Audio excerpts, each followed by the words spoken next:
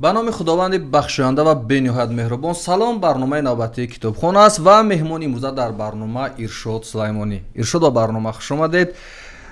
پیش از آن که وارد صحبت شویم و درباره کتاب صحبت کنیم، چیزی از خودتان میگفتید؟ با چی کار مشغولید؟ چی کار میکنید و امروزها حال احوالتون چه خیلی است؟ تشکر دلیر از اینکه به برنامه بسیار خوبتون دعوت کردین. خب ما مثل همه سابقا به کار روزنامه‌نگاری مشغول هستم و فعلا من محرر بخش تاجیکی گروه رسانه‌های ازیا پلیس است. خب ارشاد، در برابر آن که روزنامه‌نگاری میکنید، نظر میدهید، کارشناسی میکنید و مسائل سیاسی رو تحلیل میکنید، بگویید که برای یک نفری که میگوید مینویسد کتاب خواندن تا کجا ضرور است؟ و ما چون میبینیم هست نفرانی هم که زیاد میگن، زیاد مینویسند ولی چیزی مطالعه نمیکنن، نظرتون به این چی است؟ کتاب خواندن نه تنها برای اونهایی که میگویند مینویسند مهم است، حتی برای اونهایی که گوش میکنن مهم است، چون که اونا باید درک کنن که چی را گوش میکنن و حرف ها و دستورایی که برای اونا گفته میشه تا کجا درست و منطقی است. شبکه‌های اجتماعی هم که استفاده میکنید و اونجا هستید، میزانی بودنتون چی ساعت چی مقدار استفاده میکنید؟ به عنوان یک نفری که کتاب مطالعه میکنید، قبول دارید که اونهایی که در این شبکه‌ها خوب میگردند، کتاب میخونند، اونهایی که در این شبکه‌ها یعنی از این شبکه‌ها استفاده میکنند، میشه اونها را گفت که اونها هم کتاب مطالعه میکنند؟ کتاب میشه در شبکه‌های اجتماعی هم خواند، در کتابخانه هم خواند، در خانه هم خواند. مهم است که نفر علاقه داشته باشد. حالا در شبکه‌های اجتماعی خصوصا در پیام رسان‌ها از جمله در تلگرام گروه‌های هستند، کانال‌های هستند، گروه‌هایی است که مخصوص مطالعه هستند و در اونجا کتاب‌های زیادی به اصطلاح الکترونیک گذاشته میشن. رایگان میتونن اونها را به دست بیاری و مطالعه کنی. شد میبینم روی میز چند کتاب آوردید و بینندم این زمان هر زمان وقتی که به اکران نگاه میکند میخواد بدوند این چه کتاب هستند و چرا روی این میز هستند و چرا نزد ارشاد هستند و چرا محض ارشاد همین کتابا رو به برنامه آورد. دلیل این که من این کتابا رو آوردم، اینا هم به حوادثی که این شب روز دور و بر ما میگذرن یک مطابقت منطقی و زمانی دارن و هم یک زنجیره منطقی در پیوند به این کتاب هست. برای تمام دنیا غیر چشم داشت تحولات افغانستان در زمان بسیار کوتاه به صورت بسیار زود تغییر کرد و طالبان از یک گروه تروریستی که در لیست های بین المللی بودن آمدن در رأس قدرت قرار گرفتن و امروز دارند آهسته آهسته مشروعیت پیدا میکنن.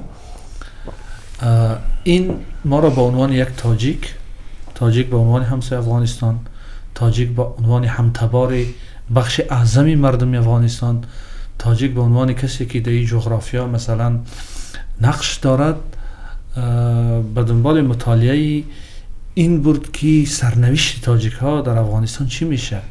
چون حکومت طالبان اگرچه یک حکومت تروریستی هست، به دنبال اون یک حکومت بسیار سخت قومگرا متعصب و سوی دیگر یک حکومت و یک گروه نیابتی هستند که برای منافع کشورهای قدرت‌های منطقه‌ای و جهانی کار میکنند که متاسفانه در این منافع تاجیکان هم در افغانستان هم در آسیای میانه طرف مقابل هستند. از این خاطر من خواستم که کتاب‌هایی که در این زمینه‌ها نوشته شده است و به دنبال اونا برم. از این خاطر من امروز اینجا کتاب‌هایی را آوردم که بیشتر به موضوع افغانستان و سرنوشت تاجیک‌ها و سیاست‌های اینجا هست. جنگ بدون مطالعه جنگ خوبی نیست، هرچند که خودی جنگ در مجموع کار خوبی نیست. بله، مثلا شما ببینید امروز طالبا بعد از آن که آمدن قدرت را گرفتن، گناه کلانی که به اونا بار میکنن این بی‌دانشی و بی مطالعه بدن اونا است. سیاست افغانستان روایاتی از درون، مؤلف کتاب دکتر رنگین دادفر اسپانتا، این کسی که 25 سال در اروپا بود، وقتی که حکومت اولی طالبان شکست خورد به افغانستان برگشت. در اروپا در سیاست و روابط بین الملل خب به درجه دکتری رسید. در آلمان، در یکی از کشورهایی که در دانش و به اصطلاح دیپلماسی و در همه عرصه های کشورهای پیشتاز جهان است درس میگفت. یا آمد خب بعد وزیر خارجه شد، مشاور امنیت ملی شد، کارهای را میکرد. خب این آدم این کتاب 2 جلد است، جلد دومش است، جلد اولش هم هست.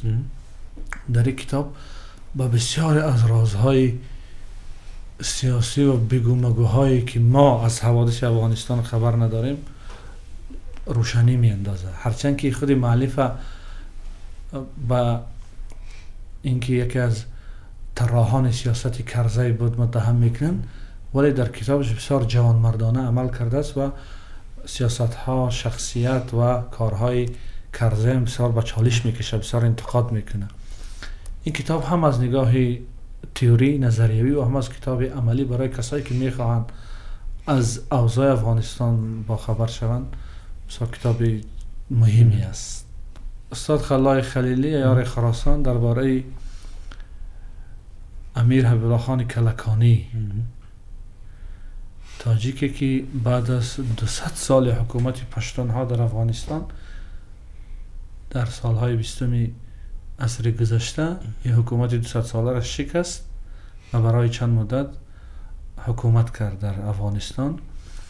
اینم برای این که ما بخواهیم سرنوشت تاجیک‌ها را در افغانستان مطالعه کنیم که اونا از چه خطر و راههای گذشتن، این کتاب بسیار مهم است. مؤلفش هم یک شخصیت بسیار محترم است و قهرمان کتاب هم یک شخصیتی است که در جغرافیای آسیای میانه و جنوبی آسیا مثلا کارهای کرده است که برای بعضی ها شاید غیر باور باشه. خب ارشاد یک سوال با ذهنم اینجا پیدا شد. ببینید شما 3 کتاب معرفی کرده درباره افغانستان و کتاب‌های زیادی هم در این مورد هست. خب شاید با ذهن تماشابین، با ذهن کتابخوان یک سوال پیدا شود که چرا اینقدر می‌نویسند، بررسی میکنند، تحلیل میکنند از هر گوشه جهان، ولی سالهای طولانی این نزاع، این کشمکشی ها، این جنگ ها در افغانستان پایان نمی‌یابد با وجود اینقدر نوشتن ها، اینقدر تحلیل و اینقدر حرکت و مبارزه ها. شما باری فکر نکردید بعد اینقدر مطالعه که اصلی قضیه چی است؟ یعنی یک چیز مثلا آدم باید به جا بیاد برسد که خب چی است که اینجا مقصد نمی‌شود با اینقدر چیز. این است که شما هر قدر در موضوع قضایای افغانستان مطالعه کنید همون قدر موضوع پیچیده‌تر میشه. اینقدر مثلا سیاست ها در اینجا به هم گره میخورند، اینقدر منافع ها در اینجا به هم گره میخورند که من فکر میکنم تا زمانی که در دنیا یک منطقه از نگاه ژئوپلیتیکی برای رقابت قدرت ها پیدا نشود، موضوع افغانستان دوام میکند و این تغییرات اخیری که در افغانستان شد متاسفانه شاید برای 100 سال دیگر این منطقه را افغانستان و بدبختانه منطقه‌ای که ما و شما در او قرار داریم به یک میدان دیگری رقابت ها و بازی های بسیار خطرناک تبدیل می‌دهد. بیاید یک سوالی به پرده به شما بدیم، شاید به خود شما هم گفته باشند. بسیاری از دوستان روزنامه‌نگار یا نفرانی که به مسائل داخلی مثلا سر و کار دارند یک سوال از من زیاد میپرسند و در صحبت‌ها میگن چرا مثلا ارشاد و چند نفر دیگه هم نام میگیرن توجهشون بیشتر به اون برای او است، در صورتی که ما هم از بعض مشکلی ها داریم. دقیقاً چی می‌دهد توجه کردن آموختن تاجیکانی از دریا اون طرف به ما چی می‌دهد؟ خب شما با این سوال اونهایی که همیشه میپرسند، شاید نمیدونم از خودتون پرسیدین، از ما زیاد میپرسن این سوالا که مثلا ارشاد و چند نفر دیگه هم مثلا من نمیخوام در نامشون ذکر کنم که بسیار توجه دارن و شیفته مسعود و احمدی مسعود و ریگستان هستن. خوب چی میدهد با تاجیکان این بری دریا یا این طرف آب با گفتی مردم؟ درسته، سوال درست هم است و منطقی است که ما به این سوال جواب بدیم. اول این که اگر به همین انتخاب کمک پاسخ بدیم، ما از موضوعی که در داخل است هیچ صرف نظر نکردیم. ما همیشه گفتیم میگیم تا جایی که امکانیت است و درست است بگیم که امکانیت میدهن میگیم. مسئله تاجیکان در این جغرافیایی که قرار دارند، جغرافیای امروزه را بگیریم، آسیای میانه، افغانستان، جنوبی آسیا.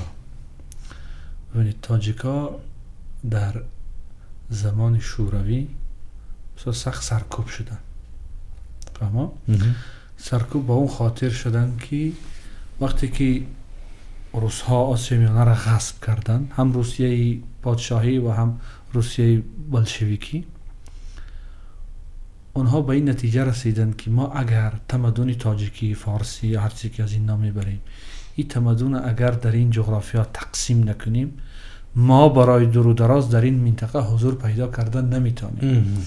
از همین خاطر این تمدن، این ملت، این فرهنگ بخش کردن، شکستن. همین مفهوم تبر تقسیمی که زنده یاد رحیم آصف وارد ادبیات علمی کرد، این مفهوم بسیار مفهوم دقیق است.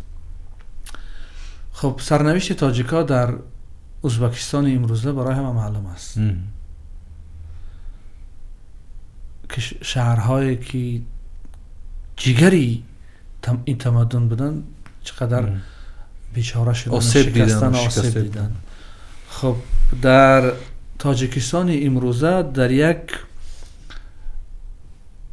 جایی که مثلا زمینه به اصطلاح تمدنی کم وجود داشت، میگیریم بخارای شرقی را، تاجیک‌ها صاحب دولت شدن و چون زمینه بسیار ضعیف بود نتوانستند به اندازه‌ای که لازم بود از منافع تاجیکی در تمام جغرافی‌ها حمایت کنند.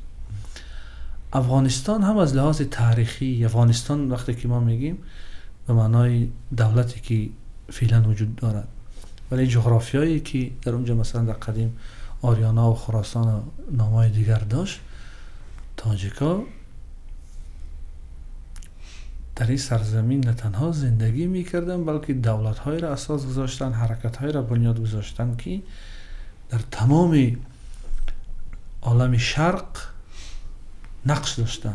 ما اگر بخواهیم که در آینده فقط از نگاه قومی و تباری نه، نگاه ما از نگاه ملی، از نگاه انسانی، اگر تاجیک‌ها در دنیا صاحب آبرو و عزت داشته باشند، اگر تاجیک‌ها در افغانستان بیچاره شوند، تاجیک‌ها در آسیا میانه بیچاره تر میشن. شما ببینید یکی از دلیل‌های این که در سالهای 20 تاجیکستان از جمهوری اتونومی از هیئت ازبکستان بیرون شد و یک جمهوری به اصطلاح سوسیالیستی شد، پسر هفتم سوسیالیسم شد، دلیل اصلیش چی بود؟ دلیل اصلی تشکیل شدن حکومت حبیب الله خان کلکانی در افغانستان بود.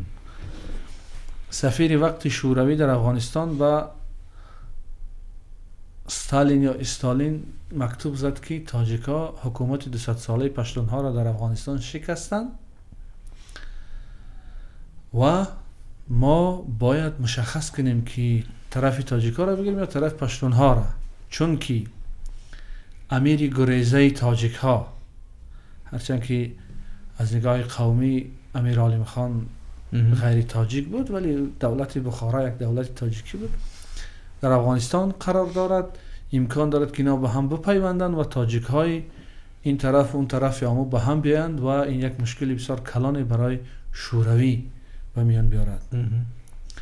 و در مسکو بسیار سراسیمه، البته بعضی حرکت ها و عامل های دیگری که در خود اینجا وجود داشت، مثلا تلاش های شیرین شاه تیمور و عبدالقادر معیدینف و نصرت الله مقسوم و چنار اینها تشکیل حکومت کلکانی سبب شد که اینا به هم بیان و زود تاجیکستان، یعنی منافع تاجیکستان گویا که حمایت شد، اینا جمهوری مستقل شدن و دیگر ناراضیتی هایی را که از حکومت شوروی داشتن چیز کردن. برای همین بعد نگاشته فکرم نگاشته خیلی مهم است در این موضوع مطالعهش برای شناخت. البته مهم است.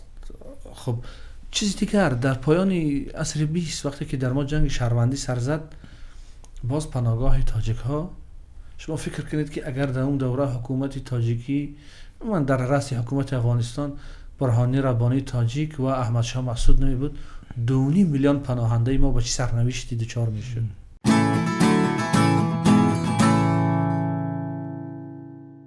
در ما وقتی کتابخوان میگن بیشتر همونای فهمیدن کتاب بدیعی میخوانن، رمان و پاویست و این چیزا، البته اونا مهم است ولی مطالعه این چیزی فراگیر است، چیزی که نه فقط مثلا فراغت معنوی بخشه به انسان بلکه مثلا موضوعهای مهم، مثلا کسایی هست که مثلا در جامعه شناسی، در فلسفه، در سیاست در اینجا مطالعه میکنن. خب برای شما بیشتر کدام سمتش مهم است و چرا؟ خوب یک چیزی خوب اشاره کردید، بیشتر چیش مهم است؟ اون بدیعیت و شعر اون یا که این کتابایی که بیشتر تاریخ سیاسی کتاب های صرف بدیعی مثلا رمان پاویستویچ و شعر بسیار میخوانم، اینا را میخوانم، ولی کتاب هایی که دانش تخصصی هستن، دانش انسان در این زمینه چیز میکنه، اینا هم بسیار خوانده شود.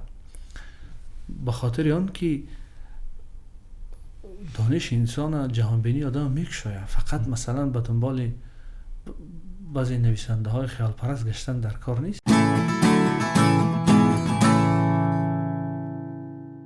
این کتاب سرگذشت مهاتما گاندی خب ترجمه است، به فارسی ترجمه شده است و با سیریلیک نسخه استاد شادی محمد صوفی زاده برگردان شده است. این چی است؟ گاندی به عنوان کسی شناخته میشد که هند از مستملکه تقریبا 200 ساله انگلیس بیرون کرد و افغانستان امروز یک کشور نیمه استعماری است و گاندی در این کتاب که نوشته خودش است و یک کتاب بسیار خوب است و او خاطر که این تجربه های را می نویسد که در راه مبارزه استفاده کرده است یا اندوخته است. شما باید حساب دانید که گاندی در دنیا به عنوان کسی شناخته می شد که مبارزه سیاسی بدون خشونت بنیاد گذاشته است. همون اهمیسه میگد یا سترگه هم میگد، سترگه و اهمیسه. و این کتاب برای برای کشورهای پسای استعماری ما خواه نخواه تاجیکستان در زمان شوروی البته به لحاظ حقوقی و جامعه شناسی بحث دارد، ولی ما یک کشور استعماری بودیم، مستملکه بودیم. این برای کشورهای پسای استعماری خواندن این کتاب بسیار مهم است. یک سوال از این کتاب میشه گفت که مثلا گاندی با گیاهخواری، خب همین نگفتن بودم که این کتاب بسیارش، یعنی خیلی از جاش فقط به این گیاهخواری و پرهیز و نفس و این چیزاست. با اصطلاح امروزه یک ویگیتریان با گیاهخواری، با اینکه فقط دو بادام و نمیدونم چند سبزی و علف بخواد، توانست که یک حرکتی بسیار کلان در سرتاسر هند براه اندازد و مبارزه را برای بیرون کردن هند از مستملکه بالاخره به این چیز مردم موفق کند. اینجا بسیار مهم است و هر چیزی را که تا این کتاب ما میخوانیم، حتی بحث های همون گیاهخواری و گوشت خوردن و خوردن و شیر و پیر و این چیزها، بالاخره وقتی کتاب با پایان میرسه خواننده درک میکند که چقدر مؤلف توانسته اینا را هم در تجربه عملی زندگیش و هم در این کتاب و هم دیگر چنان از نگاه زنجیره‌ای پیوند کند که بالاخره شما میفهمید که چرا مؤلف شیر نخورد.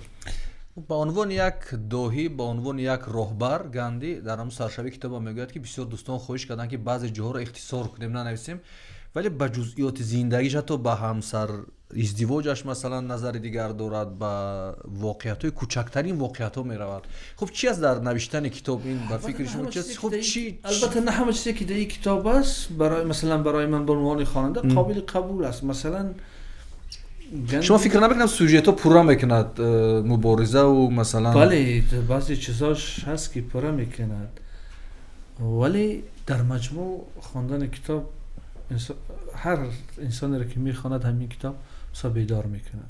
خب همون ایستادگری، اون که چقدر با مشکلی روزنامه نشر میکردن، چقدر خانواده را میبرد در یک کمپ جا میکرد، مثلا 23 سال در افریقا با همین حقوق، حمایت حقوق هندوها و فقط یک سوال در همین زمینه همین کتاب و همین گونه کتابو به ذهنم رسید که آیا میشد انسان صرف از نگاه اعتقادی و مذهبیش بیاد وارد یک کتاب شد و انتخاب کند که نخواند یا نخواند؟ شما به عنوان یک خواننده نفر سرمطالعه نظرتون به این موضوع چی است؟ شاید بعضی ها گفتیم که اون گیاهخواری و از گوشت پرهیز و بعضی چیزا قبول نکنن، این باعث میشه که آدم کتاب نخواند یا اینکه ببینید انسان باید در معرفت کردن پدیده ها بسیار قالبی برخورد نکند، نه قالبی مذهبی، نه قالبی دینی، نه قالبی کدام یک ایدئولوژی سیاسی. همین که گوناگون اندیشی، کثرت گرایی دنیای امروز به سوی بهبودی میبرد، انسان باید کثرت‌گرایی را قبول داشته باشد. در ایران آخوندی امروزه که در دنیا یک رژیم بسیار توتالیتری دینی تلقی می شود، اینقدر کتاب های مارکسیستا و نیو مارکسیستا را ترجمه کردن که اینا از نگاه اعتقادی و ایدئولوژی با رژیم حاکم در ایران سم مخالفت دارن، ولی برای آگاهی مردم اینها ترجمه شدن. برای همین از نگاه ایدئولوژیک منع کردن هر چیزی این باعث بدبختی جامعه ها میشه. این کتاب دو چیز پیوسته تاکید میکند گاندی، یکی مسئله دروغ، یکی مسئله وعده. و ما همیشه میخوانیم که سیاستمدار نمیتونه بدون دروغ زندگی کند یا سیاستمدار نمیتونه دروغگو نباشد یا شعار دروغ ندهد. شما فکر میکنید که هر چیزی که گاندی در این کتاب گفته است راست گفته است و ادعاش درباره دروغ نگفتن یا وعده خلافی نکردن درست است؟ برداشتتون از این چی است مقصد؟ واقعیت است که انسان ها نمیتونن که در بعضی حالت ها دروغ نگویند، هرچند که ما توجیه نمیکنیم. من و شما مثلا ضرورت های میشد که حتما باید دروغ بگیم، ولی گاندی نشان میدهد که انسان باید در هر کار که هست باید صادق باشد، وفادار باشد. البته خوشبختی، شاید یک از خوشبختی های گاندی این بود که با عنوان سیاستمدار اجراگر نرسید و کشته شد. یک جوش به خاطرم اومد وقتی که توفه های زیاد میگرد از کشورها سفر میکند و توفه های زیاد میگرد، یک روز با همسرش مصلحت میکند که این توفه ها دیگر مال ملت است و برگردانیم و از بفروشیم پولش به ملت هند بدیم. و یک بحث هم بین خودش و زنش میشود و هرچند که میکنن گاندی رو قانع کردن نمیتوانند و میگه که ببینید حتی ما میتونیم بگیم که چیز شخصی خودش بود، محض برای خودش توفه کرده بودن، ولی همین هم نثار آزادی و پیشرفت ملتش کرد. این همون تواضع، خاکساری یا همون منیش سفیانی که گاندی هم در زندگی داشته و هم در کتابش تلقی میکرد همون را نشان میده. از یک سو از نگاه انفرادی و از نگاه اجتماعی اون نشان میدهد که یعنی یک کسی که در مبارزه است، یک کسی که میخواد برای ملت، برای مردم خدمت کند، اون نباید بیشتر به انداختن سرمایه و ثروت به خودش کار کند، بلکه برای همه کار کند. یعنی یک خدمتگار واقعا باید خدمت کند.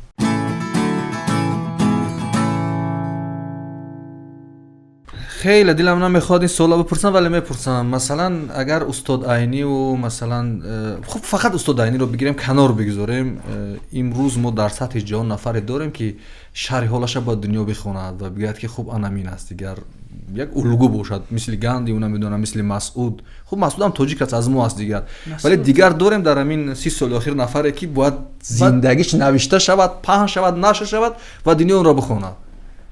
خب خیلی مسعود که شما گفتی مسعود همین شرمندگی را از تاجیکان برای همیشه برداشت که تاجیک یک ملت سرخم، ترسو، خب زیر باره، به دنبال شعر شاعری و از جنگ و سیاست این کارها بیزار، همین ننگه از ما برای همیشه برداشت. و در عصر 20 در زمانی که اینقدر چهره ها و اینقدر سیاست های کلان مثلا وجود داشت، مسعود توانست که به عنوان یک الگو برای نیمی از جهان باشد. بار دیگر تشکر که در برنامه اشتراک کردید و این برنامه کتابخوان بود. تا برنامه های دیگر، خداحافظ.